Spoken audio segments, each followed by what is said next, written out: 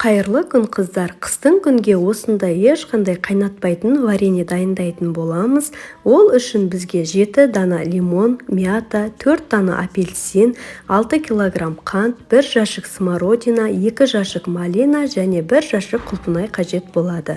Ең алдымен малинаны салқын сумен тазалап жуып, қантты салып, жақсылап араластырамыз. Одан кейін клубниканы да тазалап жуып қосамыз.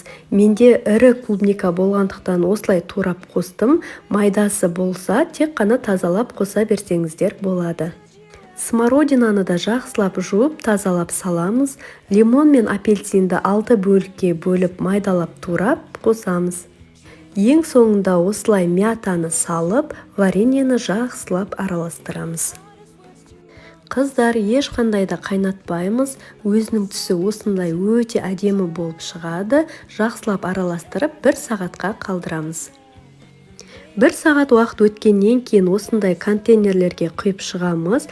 Бұл вареньені қайнатпағандықтан және қантты аз салғандықтан барлық жемістердің пайдасы өзінің бойында сақталып тұрады. Қыздар, видео пайдалы болса сақтап алып, таныстарыңызға жіберіп қойыңыздар.